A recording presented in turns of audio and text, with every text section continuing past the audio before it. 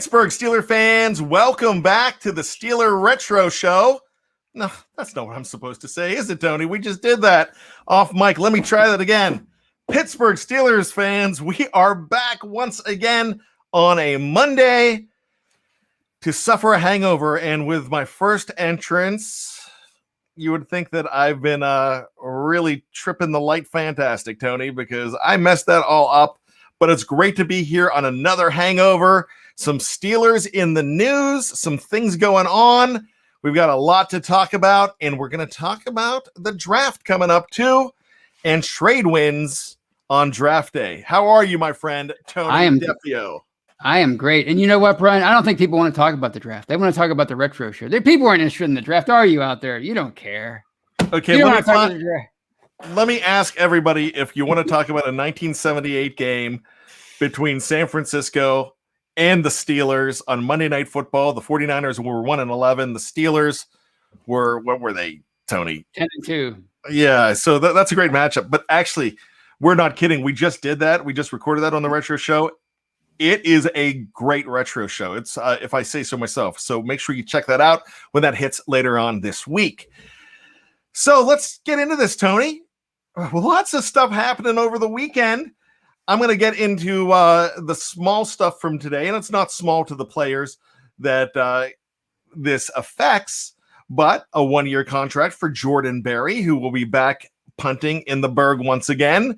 I would say that at least one half of our Aussies from down under, Matty P, Marky D, one of those guys is probably celebrating, and the other one is lamenting. And I know, as Steeler Chick 46 says, Jeff Hartman excited Jordan Berry signed by Steelers today. Hey, they can't get rid of the guy. They can't get rid of him. They tried last year, and Colquitt came in and was kicking 9 yards net, so they had to bring Jordan back. Like my 2 a.m. days, no ointment's going to get rid of that. All right, I'm sorry that I even said that. So let's go ahead and talk about another one. So this is real. Go ahead. No, I'm looking at the live chat. I just want to say people are giving you lots of kudos for your 2 a.m. show on Sunday. So everybody, please check that out. It was a great show. Check it out on your audio platform or on YouTube. Please check it out. It was a great show by Bryan yesterday. Well, thank you so much, guys. I guys and girls, I really appreciate that. I spoke from the heart yesterday, and I would love to buy all of you a Coke or a Pepsi or whatever your drink of choice is. Tony, what's your drink of choice? I like Diet Pepsi. Okay, I mean, it could be a beer. It could be that too. But I mean, moonshine. As far as what I drink every day to stay out of trouble, Diet Pepsi. There you go. But thank you so much for everybody saying that. I wasn't taking a look at that, so I do appreciate that. Here's some interesting news. Something that started happening Saturday night, and I'm not talking about the big news, but I'm going to talk about a guy named Rashad Coward. And this leaked because Rashad Coward's girlfriend was playing Call of Duty and mentioned that Coward was signing a deal with the Steelers. But we had nobody had official words. So we've known about this since Saturday night that the Steelers were going to bring the former Bears lineman in. Now, this is an interesting situation because Tony, he was a restricted free agent and the time had passed. And we talked about these tenders, that when you put a tender on a guy, that it doesn't always work because they're going to wait. We talked about this last week with Ola Adeniyi. The Steelers did not put a tender on him. And the reason they didn't put a tender is he was less likely to be signed because you're not going to want to spend a 6th round or a 5th round pick on somebody. And that's kind of what happened with Rashad Coward. But welcome to the Steel City. You're not going to get your same number that you had in Chicago because Kevin Dotson has number 69. But this is good line depth. This guy had a lot of starting experience in Chicago as well. Everybody talks about fixing the line. Tony, do you think this helps?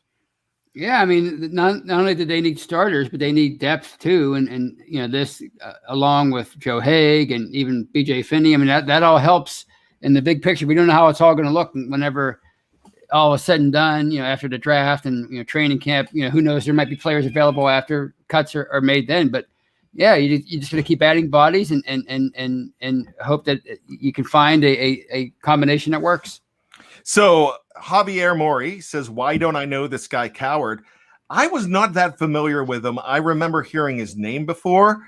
But the thing about Coward is he's an interesting story because he came in and was drafted as a defensive lineman and they moved him to the offensive line. So he's also a Chicago Bear, and you don't know. I mean, gosh, it's hard to mention a lot of Chicago Bears these days, Tony.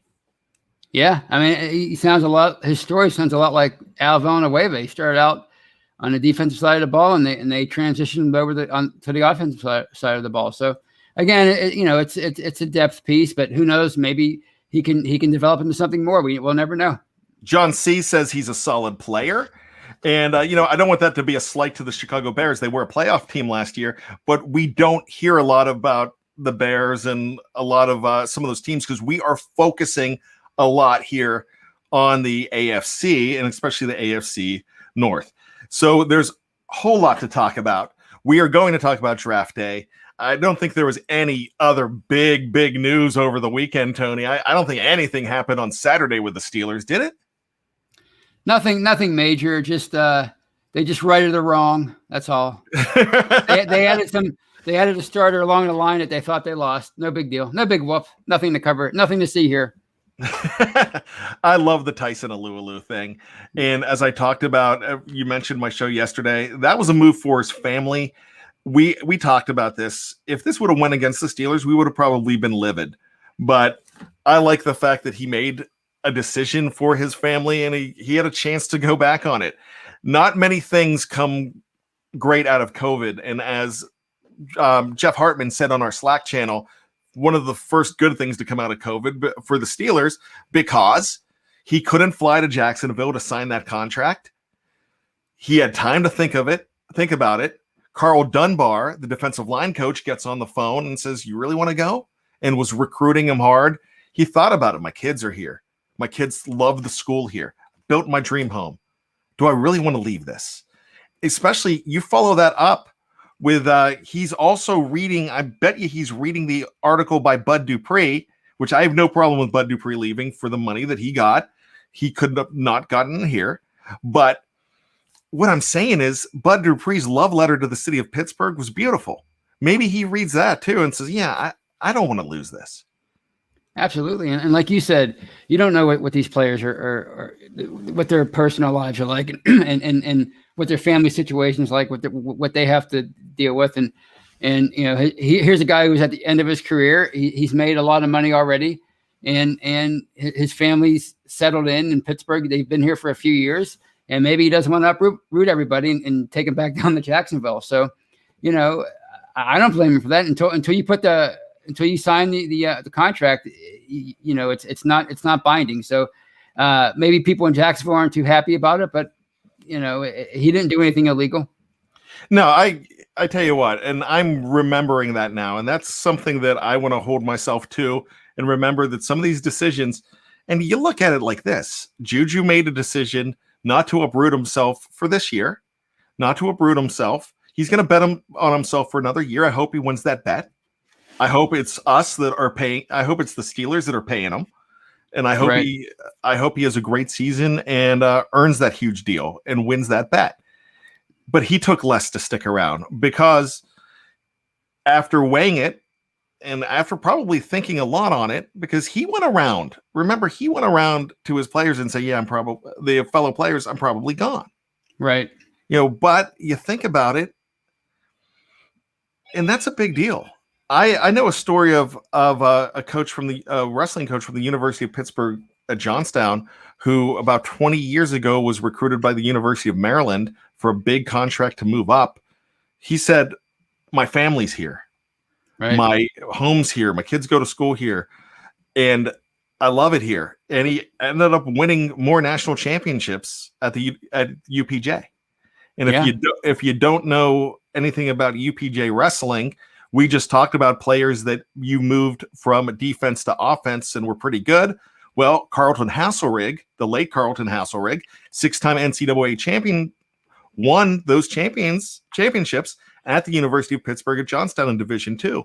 And so when you look at it, if it's a little bit of money and you're not uprooting, that's a big thing.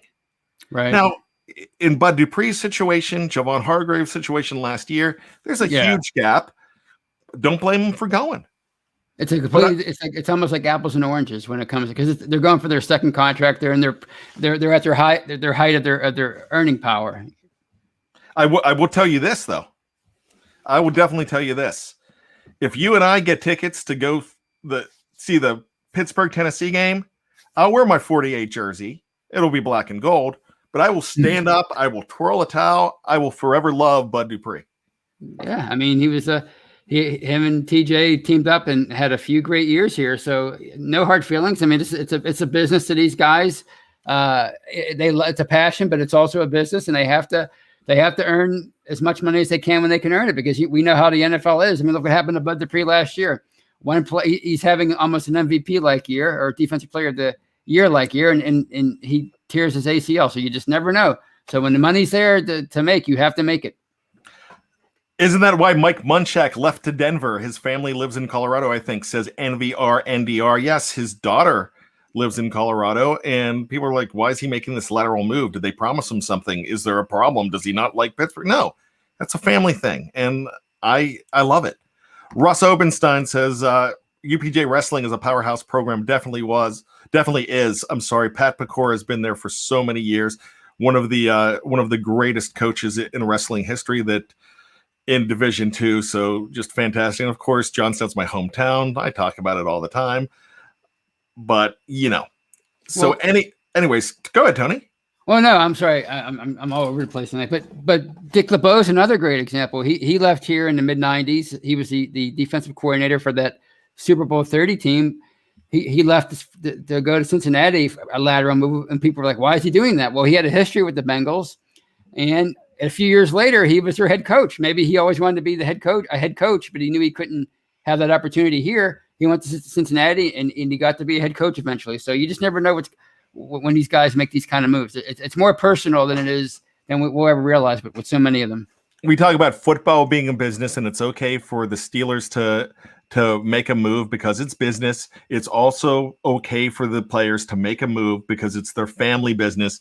And like I said yesterday on my show, family business trumps football business. I know football helps support your family just like anybody's job. You have to be loyal to your job, but you have to be loyal to your family first. So that's what we were talking about there.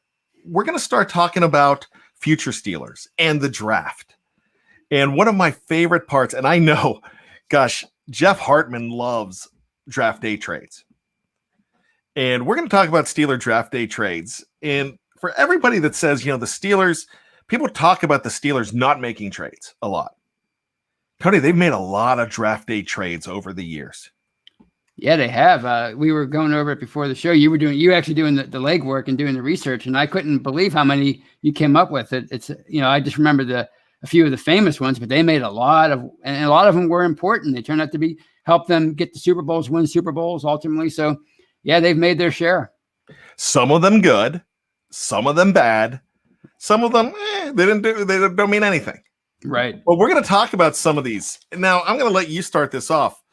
When you're thinking of draft day trades and the Steelers, and there's been a bunch of them, what do you think for you, in Tony Defeo's mind, what is the number one Steeler draft day trade?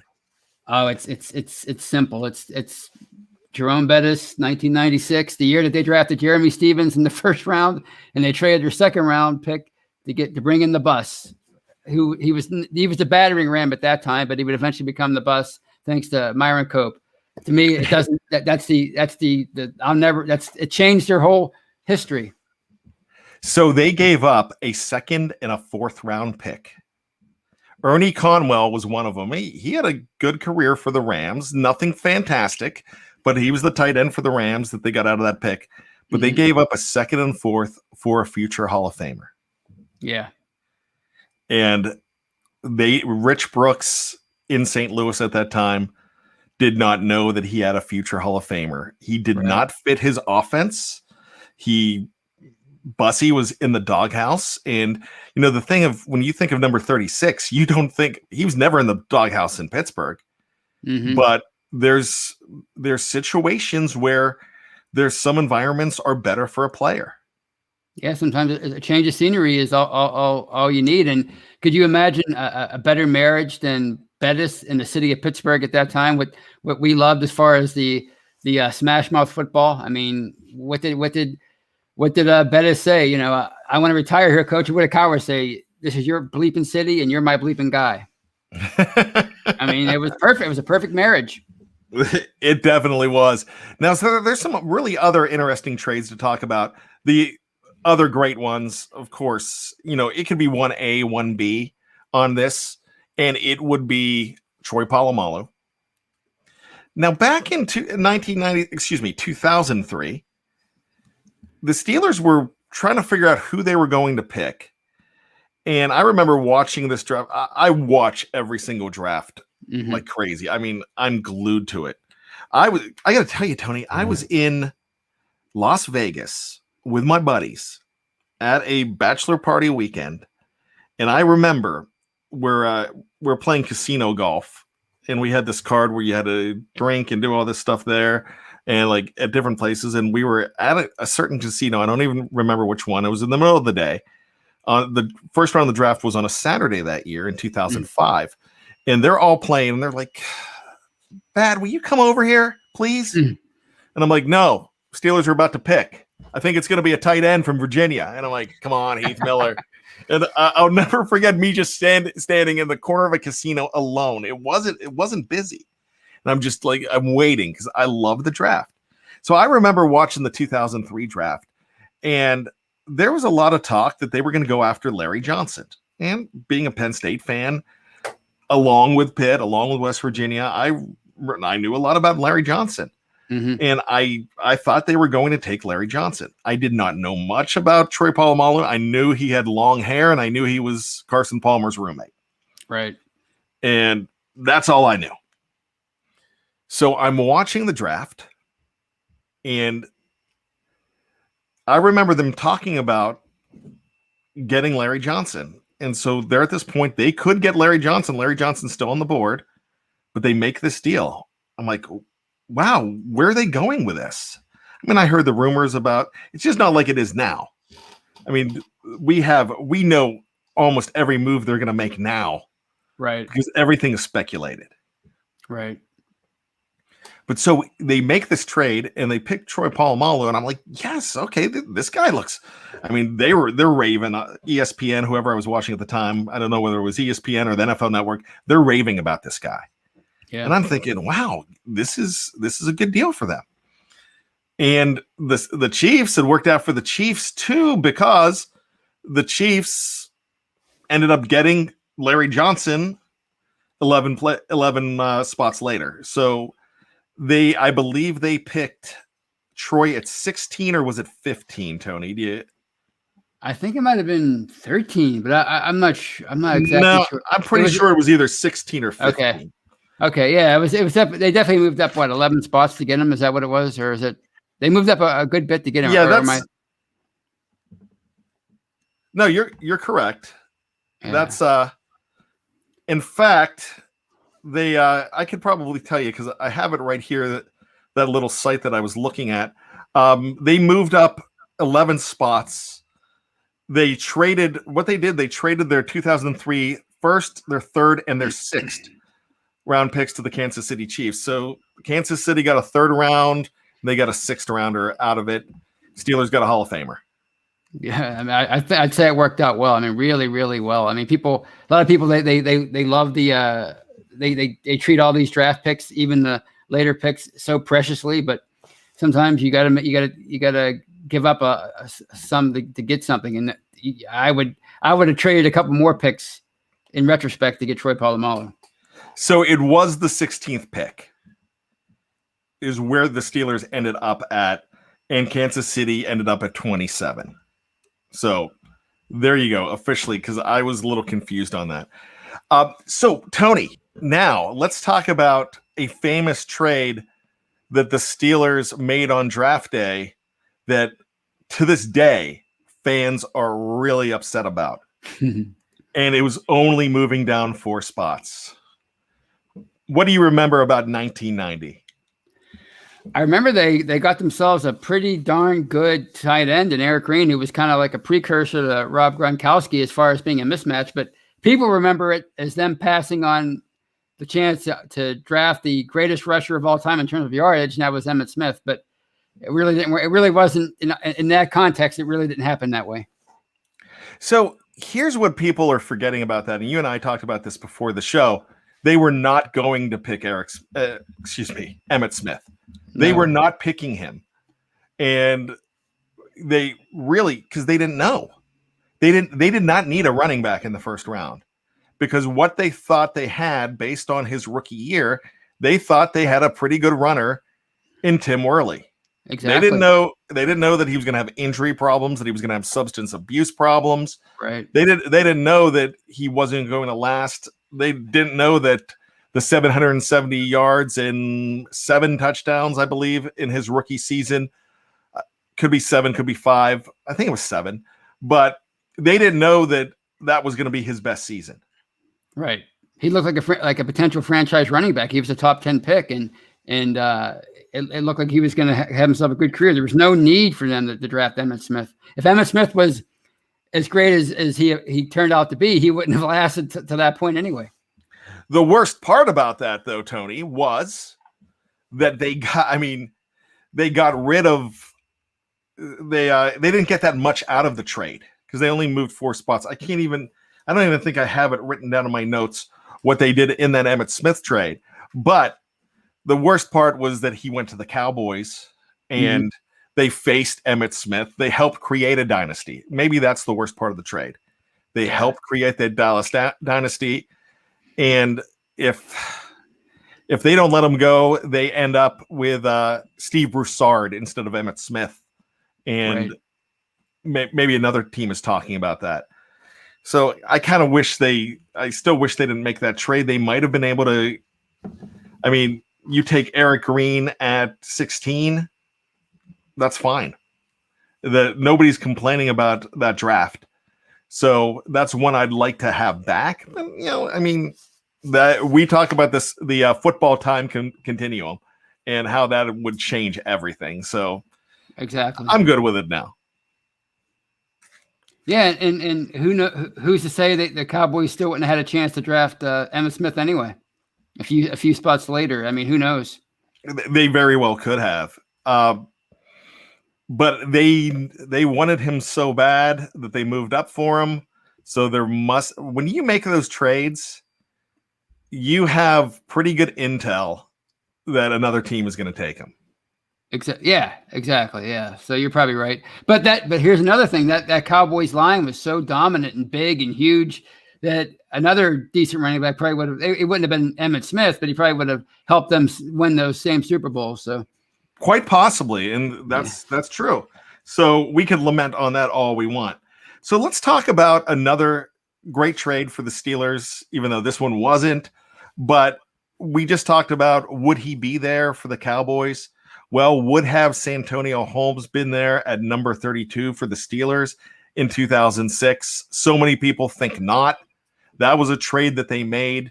And I remember talking to my buddy Chad on the phone, and we're talking. He's like, so who the Steelers going to pick? I guess they're not going to get Santonio. And I'm watching it. I'm like, well, they're picking next. The Giants are picking here. And so we've got to wait 7 picks. Then all of a sudden, yellow comes across the screen and it says Pittsburgh Steelers. Mm-hmm. And I'm like, they traded. He's like, what are you talking about? They just traded the pick. It's Santonio. They traded the pick. Mm-hmm. I just went crazy because I knew it was going to be Santonio Holmes. Yeah. Santonio didn't have a long career here, but he was a Super Bowl MVP here. I'd say a successful trade. I would say so. That's we talked about that before. That was one of the most important postseason runs in Steelers history that he had in 2008, even at the end of the regular season, some of that catch against Baltimore to win the division. So yeah, that was a trade that was well worth it. So Tony, let's go ahead and take a break here. We're just going to take a nice 5 to 10 second break. It will only be 5 seconds, I promise. If you are on YouTube or Facebook, just take a big stretch. We will be back right after this. If you are checking us out on any of our podcast platforms where you download your favorite podcast, what I'm going to ask you to do is just flip on over to number 2. It's as simply as just go and click, and that's all you got to do. So we will be back right after this on the Steelers Hangover.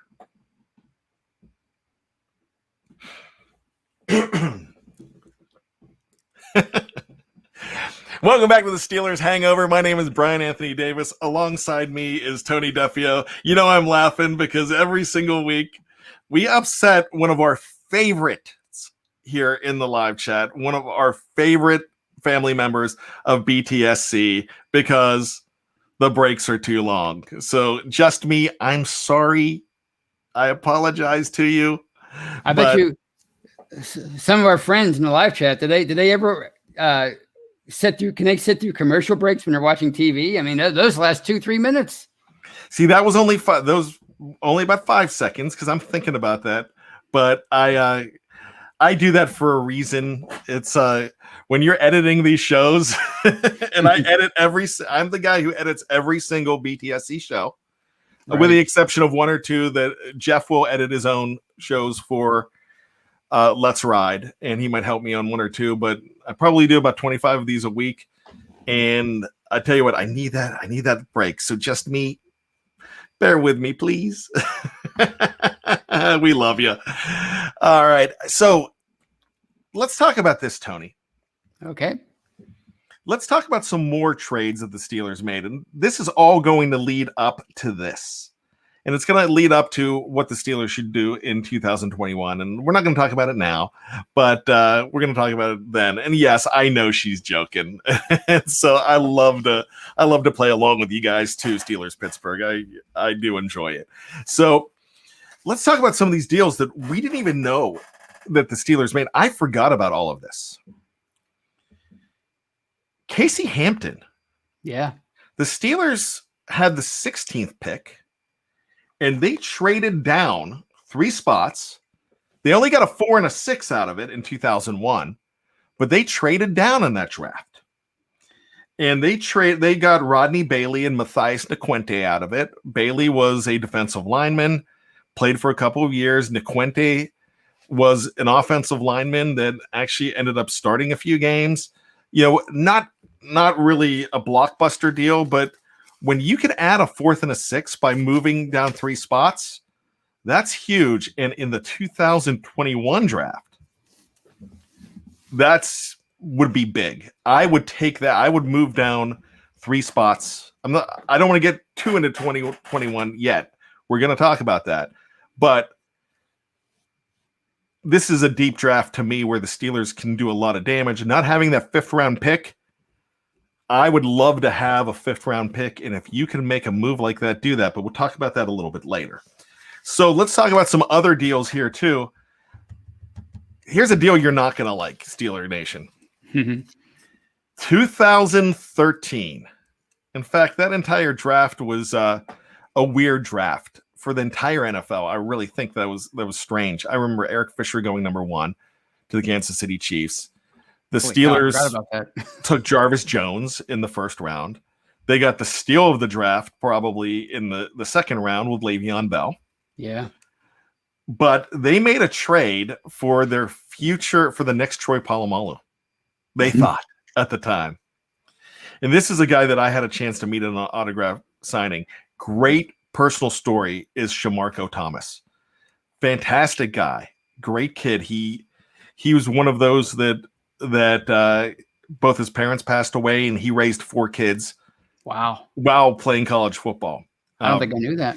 Yeah, a great guy, but it didn't work out.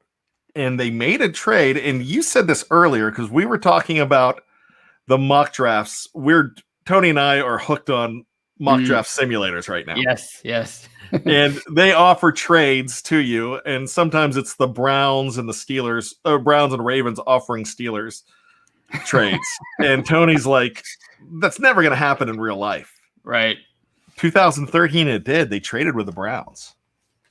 And They Wow. ended up giving the Browns a 4th-round pick in the next year's draft, which they really would have loved to have had that 4th-round pick in 2014.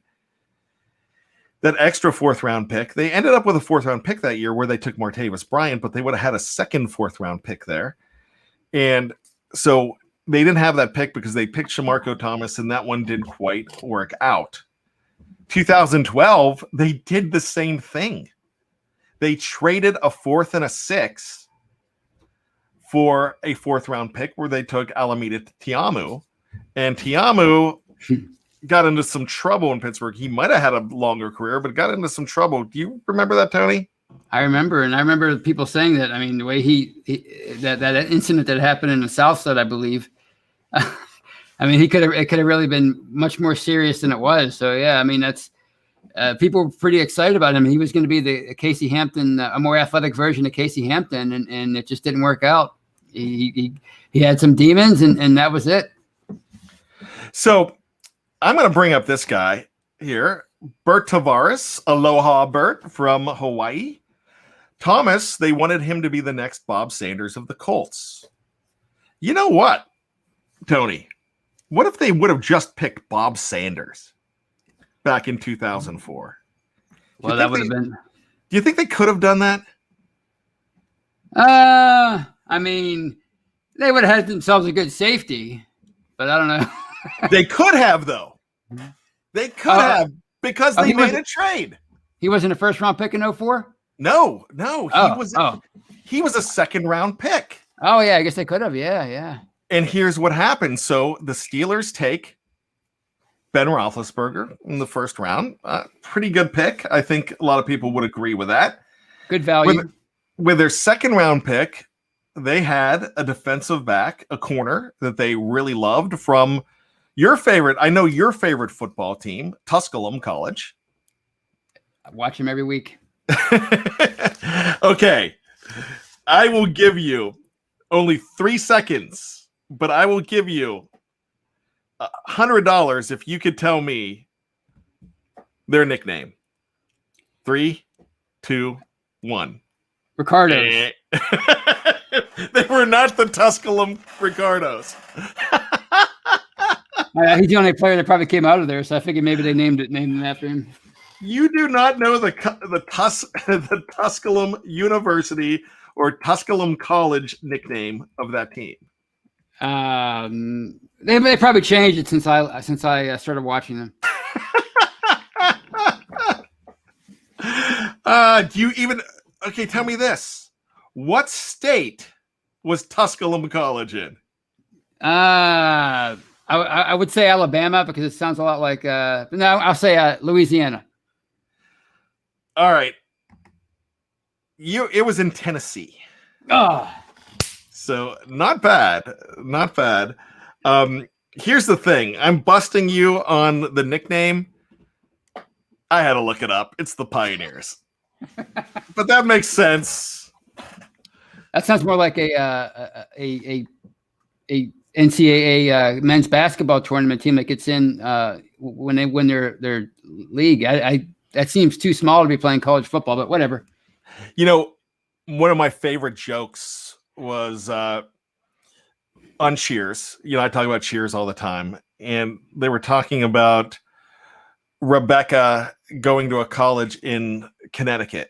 And I might have been the University of Connecticut. And like, you know, the nickname of Connecticut is like, yeah, the fighting insurance salesman. So that was Norm that came up with that whole thing.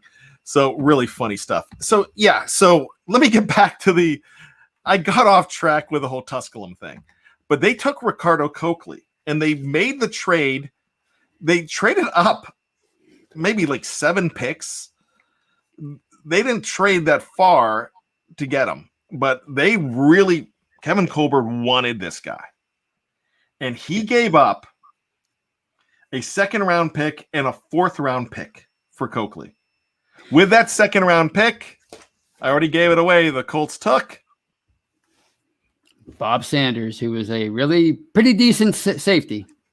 Injuries did hinder him, but could you imagine the defensive backfield featuring Troy Polamalu and Bob Sanders. Oh, I mean, you're talking about impenetrable. You're solving your one position for well, as you said, Sanders got hurt, but you're solving a position for at least a half a decade. I mean, it would have been total dominance. But in the Steelers' defense, I remember a lot of people being pretty excited about Coakley and thinking it was a great addition and he would do a lot of great things here. But you just never know with draft picks, and that's always a good lesson to learn every year when we go nuts with who they pick and who they don't pick. You just never know how it's going to turn out. Okay, Just Me asks a question here, and this is pertinent to what we're talking about because this is something that could happen on draft day. Just Me gives us $5, and thank you so much, Just Me, for the donation to BTSC. Are we going for Darnold? Sam Darnold. I'm going to make this quick. Right now, they're saying that Sam Darnold, his value is dropping. They're saying that Sam Darnold could be gotten for a 4th-round pick. The Steelers have 2 4th-round picks. I say you take a flyer on the guy. I mean, why not? I mean, Dwayne Haskins, same thing. You take a flyer on him. They did it with, they trade up for Mason Rudolph, try to get see if he could be the guy. You just never know. You never know. So if all it takes the 4th-round pick for him, you have to see. Here's a guy that 3 years ago was kind of like the Trevor Lawrence of the 2018 draft. So maybe he's just in a bad situation. It doesn't cost you much. What are you going to do? I mean, what do you have to lose? Now a lot of people in the live chat, there's not many people that say yes. I think the only person right now is Mark Tobin saying, trade for him. If it's a 4th-round pick. Yeah. And Bert Tavares, I do like Bert Tavares saying this. I would definitely think about something like this too. And it's, that's not it. Trade Mason for Darnold. Yeah, because I mean, if they're going for Zach Wilson, I would presume. So they would need I don't know what their backup situation is like in New York, but they would. Mason obviously has a few years' experience as a backup, and he's been a starter for half a season. So that he's a rent player basically. But if they're willing to make that deal, why not? You know what? Me as a GM, I'm probably doing it, but there's a reason I'm not the GM of the Pittsburgh Steelers. Because I would give you a contract, Tony. So, well, that would be great. You would be my defensive back. Why? Darn that Kevin Colbert for re-upping. He should have retired. And oh well, what are you gonna do? Here's one of my favorite draft day trades, Tony. The Steelers made a trade to get a player, and they don't do this very often.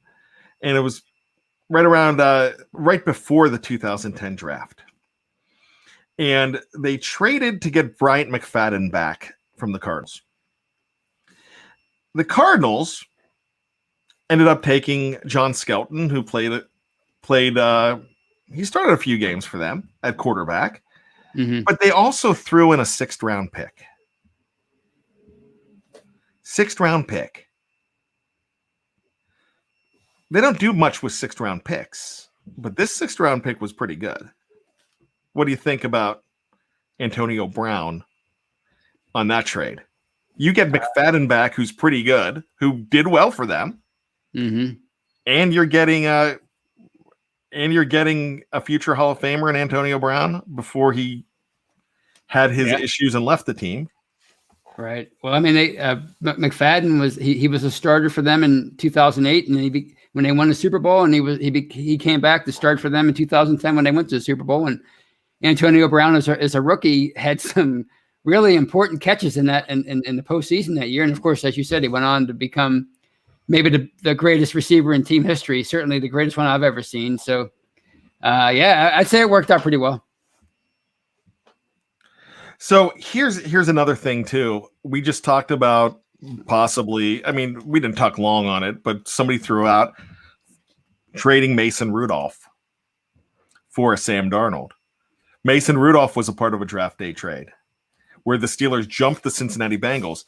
Now, the Steelers made another draft day trade, trading Martavis Bryant to the Raiders. Then the Raiders, they made another trade. They basically gave the pick back to the Raiders to go ahead and get it wasn't the Raiders.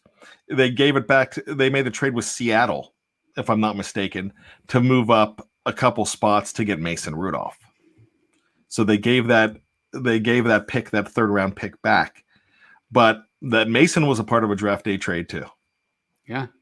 And at the time, I mean, I remember people being pretty excited about getting him, and he was part of that 2018 class where he was almost a borderline first round candidate, and he just slipped to the third round. They said they had a first round grade on him, and they went for it. And I mean, quite frankly, the jury's still out on Mason Rudolph. As I always say, these guys, they don't get enough. In my opinion, they don't get enough time to develop before teams make decisions on them. And I think the same thing's happening with Sam Darnold. Unfortunately for him, it's just a horrible situation in New York, and he might have got caught up in that. So we mentioned before, making some trades. We mentioned the 2001 season when Colbert was dealing and he made that trade. He made another trade that year. And so where he traded down on the first round, he traded back up in the second round for a guy that would be their rookie of the year and would be great for this team, but injuries really sidetracked him. But you can't deny in trading a second rounder, they traded a second and a fourth because they had another second to get back into the second round, to be in the second round. So they basically got rid of a fourth round pick to move up and get Kendrell Bell. And they traded with the Patriots. Yeah, that was a fantastic. He was just a really fantastic player in his rookie year. He was such a high impact player. And I mean, it looked like he was going to have just a fantastic career here. But as you said, injuries got in the way, unfortunately. But that was a good trade. They traded their second round pick in 2009 after they won the Super Bowl in the 2008 season. That was the Ziggy Hood year when they took Ziggy in the first round. In the second round, they did not have a second rounder. They ended up having 3 third-round picks. And the 2 third-round picks that they got out of it was Craig Urbick, who had over a 10-year career, didn't really play for the Steelers, but he ended up in Buffalo and started on the offensive line for a long time. Mm-hmm. With the state of that offensive line around then, I'm not sure why they let Urbick go. But they also picked up the guy Mike Tomlin would call a one-trick pony, and that was Mike Wallace, number 17. So they had back-to-back picks there. That's really interesting. Yeah, and Wallace, people they didn't know they were supposed to hate him at that point, and he would go on to be a really great deep threat and all-around, really probably a better all-around receiver than people give him credit for, and he was a critical member of that Super Bowl 45 team. So I think that worked out pretty well. Joe Burnett was the other third-round pick that year. He's a cornerback. They took another corner later on. I believe it was the 5th round of that draft, who I got an argument on text with one of my buddies, and a lot of you will argue with me on this too, because everybody thinks it's everybody's opinion, and I just have a different opinion. I respect yours, but I will battle that opinion a little bit. And I'm not going to get completely in it, but the Steelers have had some success in the Mike Tomlin era drafting defensive backs. And Keenan Lewis was a good defensive back for the Steelers, because my buddy was like, well, we were talking about some defensive backs that, I mean, he was just seagulling on everybody. He was right.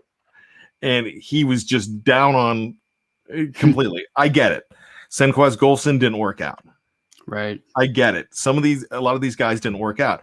I'm still not going to say that Cam Sutton, who we're excited about Cam Sutton and brought him back for another contract, I'm still not going to say that he's bad. I know Artie Burns didn't work out. When you draft late in the first round all the time, you're not going to get the Derwin Jameses. You're not going to get the defensive backs that are complete studs. You're not going to get Jalen Ramsey. Right. And corner is like quarterback in my mind. You kind of want to take a corner. If you're going to take a corner, you take a corner in the top half of the first round, just like a quarterback. Exactly. And that's just my opinion. But I will say that let's fight, Pat. Okay, I'll fight. So no, what I was gonna say is you have Keenan Lewis was a really good pick, and that was a really interesting draft in 2009. So they do have the ability to pick those guys up. In the Artie Burns situation, this is something that we always talk about Artie Burns when we talk about the Steelers. Don't pick a position. That's what they did. They wanted William Jackson III. William Jackson III went one pick before him because Cincinnati took him. Yeah, and it looked like it might have been a bad fit at the time, but it looked like he was going to go develop into something, and it just 2017 he kind of got in his head. He never recovered from that. And I will talk about another draft day trade that drives me absolutely crazy. This is the draft day trade that makes me angry. And it's no offense to Lawrence Timmons, who the Steelers picked in the 15th round. With the 15th pick of the first round. Who I'm angry at, it's not the Steelers. Timmons was a good pick for them. But the Carolina Panthers traded out of the 14th pick and traded to the Jets. Right. And the Jets picked somebody at 14. And the Steelers would have had a successful pick of a cornerback because they were all set to take who, Tony? Darrell Revis, University of Pittsburgh. And I forgot all about how much I wanted them to pick him. I forgot about that. Because borderline Hall of Famer. That's how good that guy was. He was shut down for a few years. He was really, really good. And as you said, the Jets ruined it, and the Panthers helped ruin it too. Ironically enough, the Carolina Panthers. Just like in 1985, the Steelers were set on taking, for the second year in a row, a wide receiver, and they were very high on Jerry Rice. Oh, don't even tell me that. I never heard that before. Are you serious? I just watched a documentary on it. But they did. But I knew they. I believe it might be Labriola that's talked about that in the past. And I've read it in a few places, but they were very high on Rice. Oh. But the 49ers were higher, and they made and they gave away nothing for him. I think they gave away like a 4th or a 5th round pick to move up to get him. That's amazing. So, I didn't know that. That's amazing. I know the Cowboys really wanted Rice, and they were shocked when the 49ers traded in front of them. But yeah, I didn't notice. That's crazy. Wow, man. So, that makes the Rita thing look like nothing. You know what? That's why the draft day is so exciting for me. I tell everybody that look, I'm busy that weekend. I will give you everything I got on Sunday. You can have me for entire Sunday. But from Thursday at 8 p.m. to Saturday at 7 p.m., I'm busy. And I told I'm a scoutmaster of a Boy Scout troop. I've been an assistant scoutmaster for years. Now I'm a scoutmaster as of the last couple months. And I told them we have a big fundraiser, and we couldn't do it last year because of COVID, and we sell mulch every year.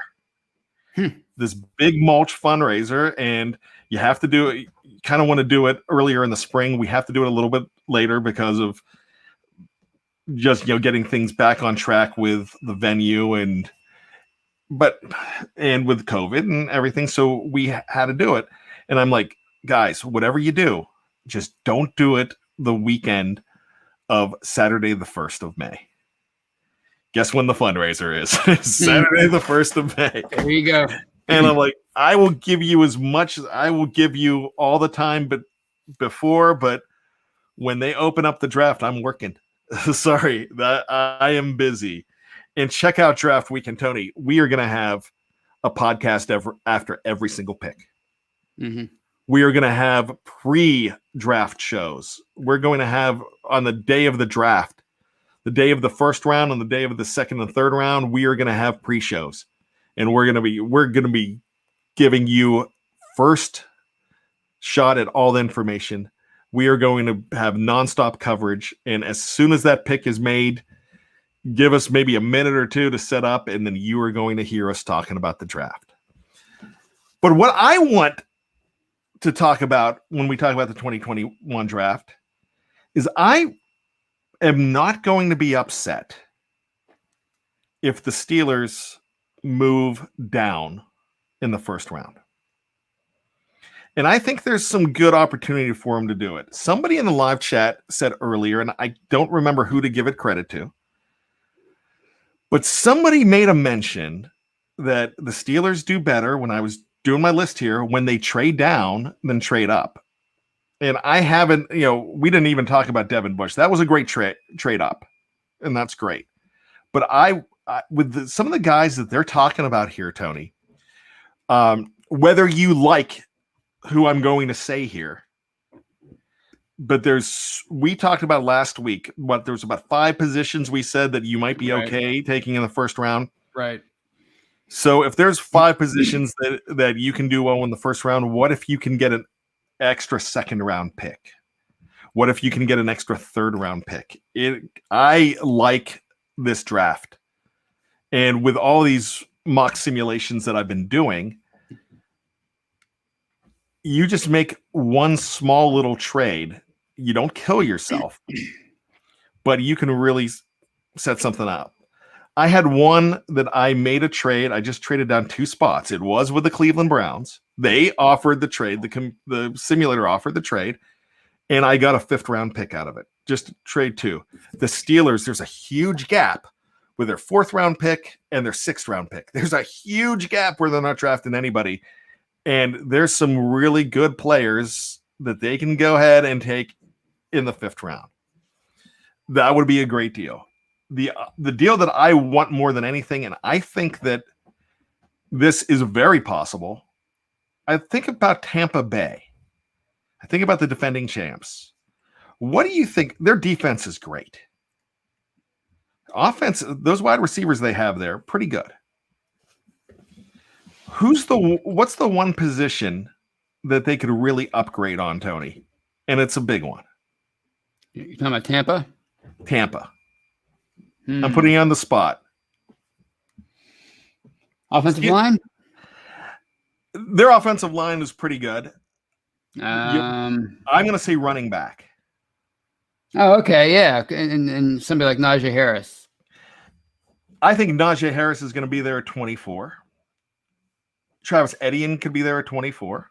I think they're both going to be there. A lot of people are talking about how the Steelers would love to have Javonte Williams. People on our Slack channel, analysts, are worried that Javonte might not be there at 55. You kind of don't want to take him in the first round. You want to take him in the second. Right. What if you go ahead and make a trade with Tampa and you move down to 32? You move down 8 spots and you get a second rounder.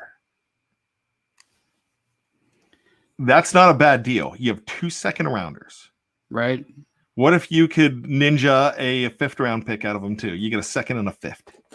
Yeah, if they're targeting a player bad enough, some teams will have been known to do that kind of thing. And end of the first round, you might not be able to get the center and Creed Humphrey. He'll probably be gone, but you can get the running back, as you said, Javonte Williams. Or maybe you can get him with one of the 2nd round picks. Tackle. You might be able to get Creed at 32, though. Yeah, I mean, I know the Packers need a center and the Chiefs need a center, but yeah, you're right. You never know. You can get a center, but you could also get maybe one of lesser value in the 2nd round, or you can get tackle. Maybe you need a tackle. Maybe you can get an extra pick. You can pick up one of the tackles, or Zavin Collins. There's a lot of people you can pick at the end of the first round. Because I'm still in the position right here where I'm taking Zavin Collins with my first pick. That's still what's on my mind. That might change. I did a few mocks where I read your great article, and your article was about Creed Humphrey today. Check that out. Really good.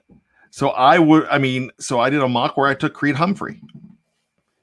So there's guys, they can do a lot in this draft. If they do it, you just make one little small trade, you might be able to get Eddie in. If you want to get a running back, you might be able to get him at 32.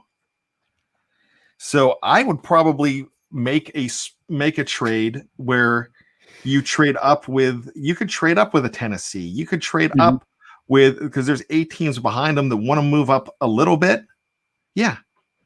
I would make a trade because the Steelers are still going to get a great pick by moving down just a little bit. Don't think I want to see them move down any farther than 35. Yeah, you still have to keep, because I mean, you don't want to. They didn't have a first round pick last year, so you don't want to trade too far down. No, I agree. So everybody's talking about who they want to pick in the first round. I'm looking for a trade in the first round. Not where they trade down to 56 or something like that. No. But I think you add one guy, you add one pick, maybe two, you add a 5th round pick too, and you can do that. That's easier. That's actually easier done than said to get back into the 5th round. You can do that. That's possible. And I would throw out, here's another thing I'm doing, Tony. If I want to get back into the 5th round, I might throw in a 2022 pick because you're going to get some comp picks. Yeah. Every year. Out of this, you should get some pretty good comp picks this year. You're getting one for Bud Dupree. You're probably getting one for Hilton. If Villanueva signs somewhere, I mean, there's a I might be wrong, but they can get up to 4. I think they're at least going to get 2 with what they've lost in free agency. So I would probably say that, that wouldn't be bad if they maybe traded a 5th round pick from last year. No, from next year. They don't have a 5th round pick because they made that deal with Baltimore last year. They made that trade and they ended up with, my gosh, I just lost Chris Wormley's name. There it is. Chris Wormley. Now, but they got the 6th round pick. So they just moved down. They got Chris Wormley, who was going to be their starter until Saturday. Right.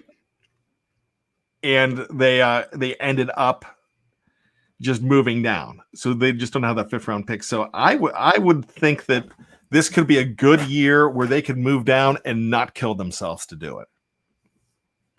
They didn't kill themselves in 1990 when they moved down to get Eric Green. They didn't kill themselves in 2001 when they moved down and still got Casey Hampton.